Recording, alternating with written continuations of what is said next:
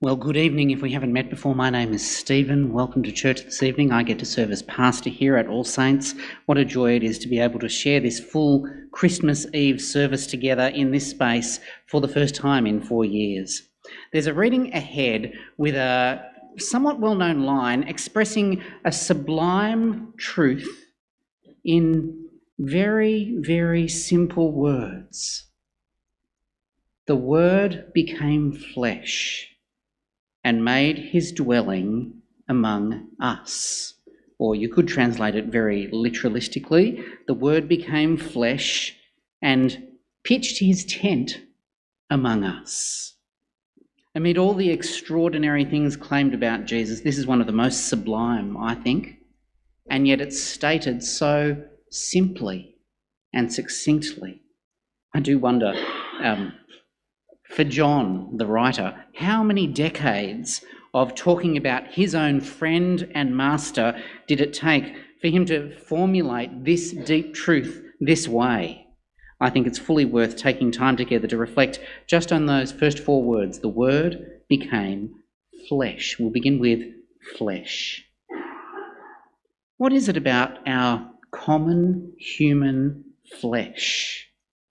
On one hand, it can be so impressive and so admirable to watch, whether it's on the silver screen or unbelievably agile dancers on some famous stage or breathtaking sporting feats that you could never hope to pull off. Actually, I should just personalise that. You know, the 6 that I would have no hope of scoring, or the goal that is forever beyond me, or the high jump that I could only dream about.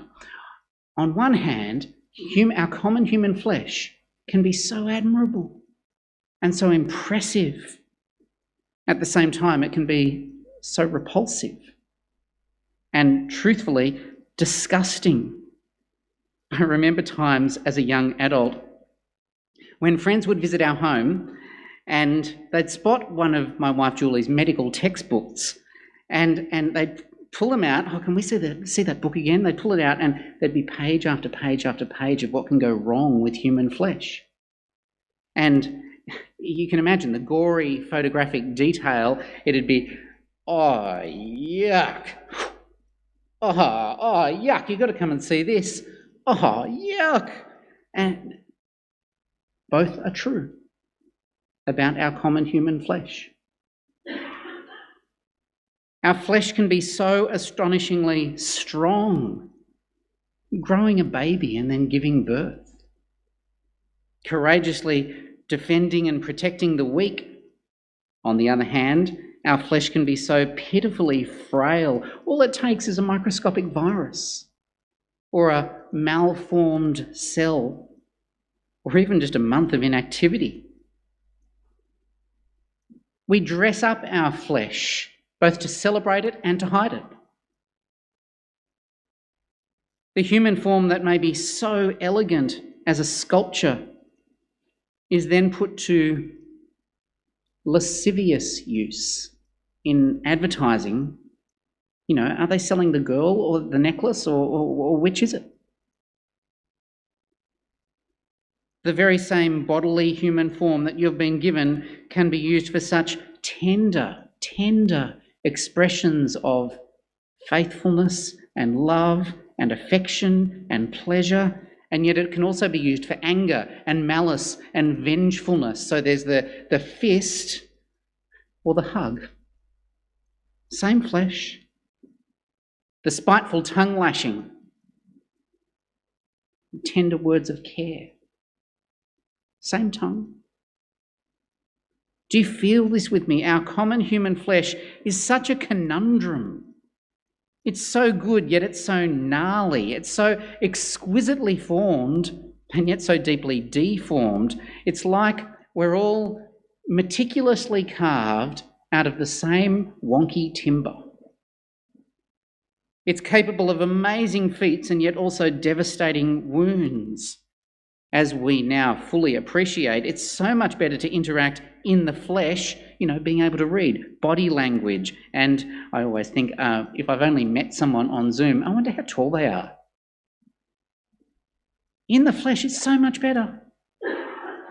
And yet, bodily presence brings a new possibility for heavy bruises.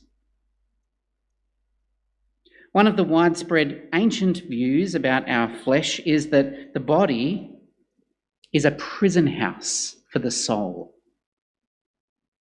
And being a prison house, it's a prison from which we can't wait to be released. Though really, is what comes next better? That's the view taught by Plato. An alternative ancient view is that our bodies are an essential, though profoundly corrupted, aspect of how God has lovingly designed us. My own body groans as it waits for full transformation and redemption, like Jesus' own glorious body. I think it's hardly surprising that there's such an incredible variety of modern views about the body, from obsessions with body image, body sculpting, body cosmetics, whether temporary or permanent, bodily health. Is there anything more important? Well, actually, yes. Obsessions with the body, and then on the other extreme, complete rejection of the body as being a suitable part of my deep identity formation. Why should I be limited by this particular body?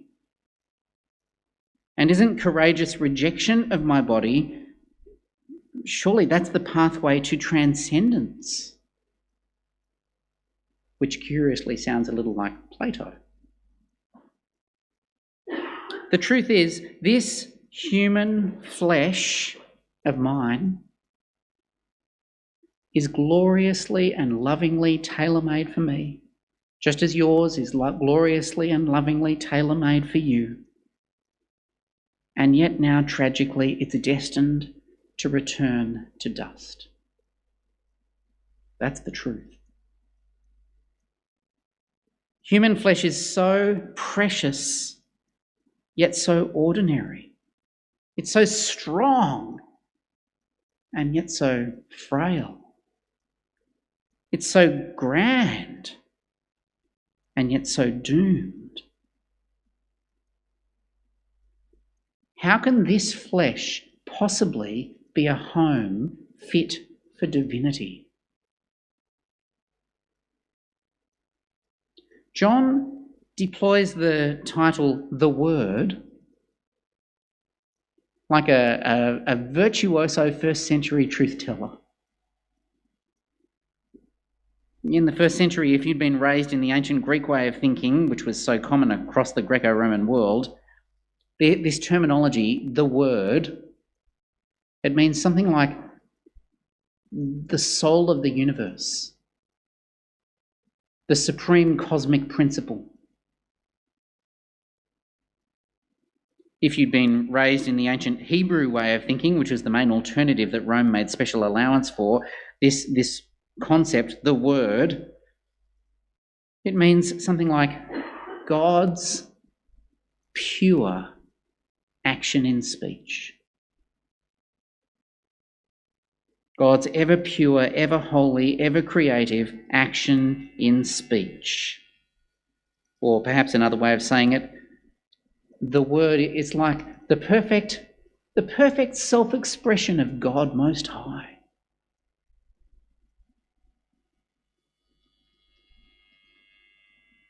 In John chapter 1, when we get to it, it's the 9th reading, how does John first introduce us to the Word? He says, "In the beginning was the Word. And the Word was with God, and the Word was God. He was with God in the beginning. Through him all things were made. Without him nothing was made that has been made. In him was life, and that life was the light of all mankind. The light shines in the darkness, but the darkness has not overcome it." This Word, as John introduces, this Word is a character. And John teaches the Word is fully co-equal with God Most High. Uniquely co-equal with God Most High. I need a whole lot of co-words. Co-eternal, he's the co-creator, the co-life giver, the co-light bringer. He's not serenely detached from the universe, but he's passionately involved. As John tells the story, it's so different to what we now know as, say, Islam, where the essence of God is not love, but supreme oneness and might. It's so different to Hinduism. Well, which God? It's so different to Buddhism, where there is no concept of a personal God, just the concept, we call it panentheism. Everything is in God and God is in everything. And it's so different to what we know as modern Western secularism. You know, even if there is some God out there, do we seriously need him all that much anymore? And who could ever claim to know him? Is he even knowable? And John introduces us to the Word and says, you bet he's knowable. You bet he's involved. You bet he cares. He's co-eternal. He's co-equal. He's uniquely the co-creator of all that is. You bet he's involved. You bet he cares. You bet he's knowable. And so the word became, in that expression, the word became flesh, I think is frankly shocking and also thrillingly promising. This is the central, astonishing, wondrous, historic Christmas claim. God himself became, flesh. More precisely, and I think mind-bogglingly, in love, God the Eternal Son became flesh with us, just like us, shoulder to shoulder with us, as one of us. And it was far from being just a temporary arrangement. This was for God the Eternal Son. This is a permanent change. It's an eternal change. And it's so much more than the just appearance of fleshiness or fleshliness. It's not like he was some fancy ancient holographic display, or it's not as though he could don this magnificent overcoat of human flesh and then later decide, okay, it's time to put that in the dumpster.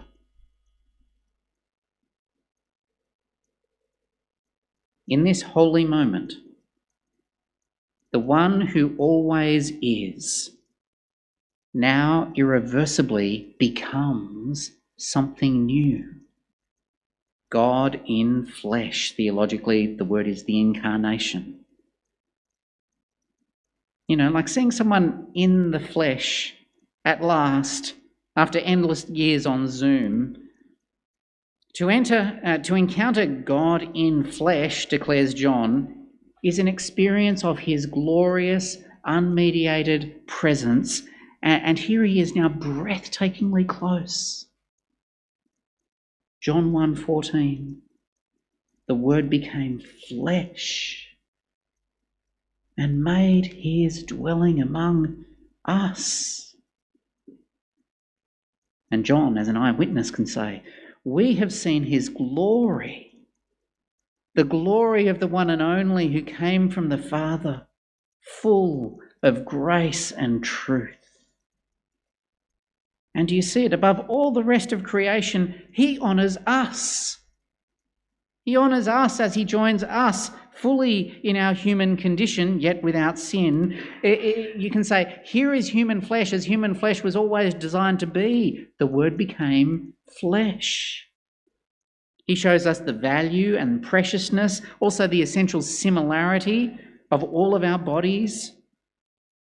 He shows us that true humanity is about knowing and loving and glorifying God, not fulfilling ourselves. The Word became flesh.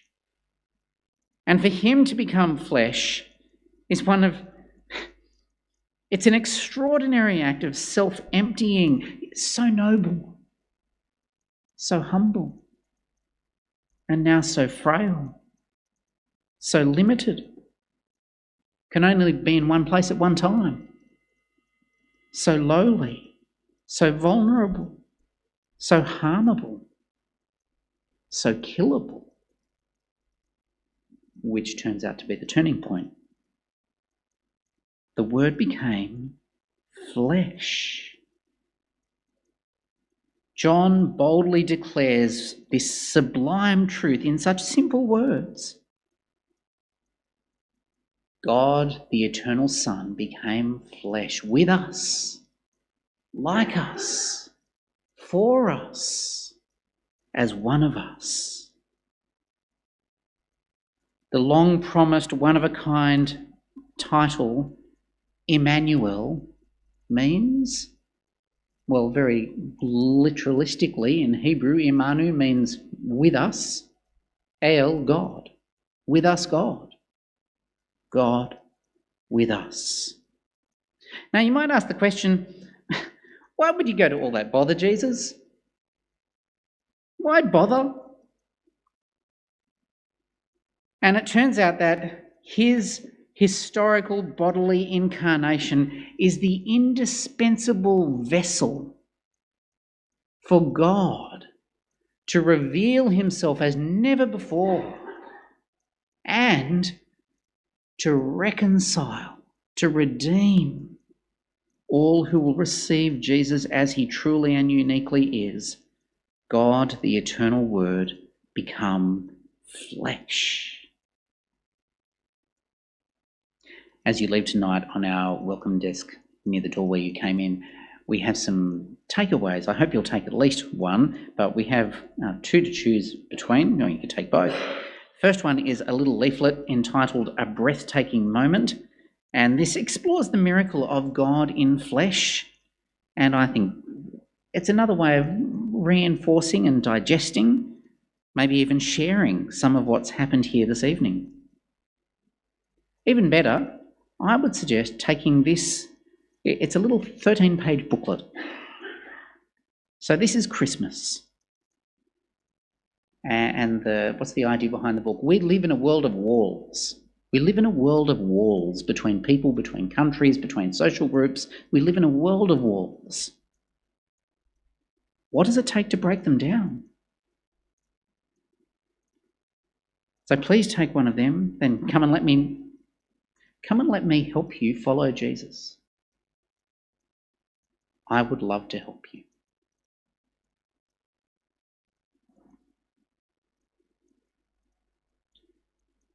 By the day, we see nightmarish photos of former cities now turned completely to rubble. We hear of gut-wrenching person-to-person crimes and corruption. We experience the complexity and the perplexity of living shoulder to shoulder with, well, perhaps they're just tolerated human beings, perhaps they're beloved human beings, so exquisitely formed and yet so deeply deformed, carefully carved, all out of the same wonky timber. Is there any lasting good news? Is there any lasting source of joy? Well, yes, there is. God, the eternal Son, became flesh. He became flesh with us, just like us, for us, as one of us. And why? To reveal God as never before and to redeem, to reconcile all who receive Jesus as he uniquely is. I'm going to finish with a short poem from, this is a 19th and 20th century English author, artist, playwright, hymn writer and poet. His name is Lawrence Houseman, and the poem is called Light Looked Down. The language is sweetly archaic, but I think you'll have no trouble getting it. Light looked down and beheld darkness. Thither will I go, said Light. Peace looked down and beheld war. Thither will I go, said Peace. Love looked down and beheld hatred. Thither will I go, said Love. So light came and shone. So peace came and gave rest. So love came and brought life. And the Word was made flesh and dwelt among us. That's why I can truly say, Happy Christmas.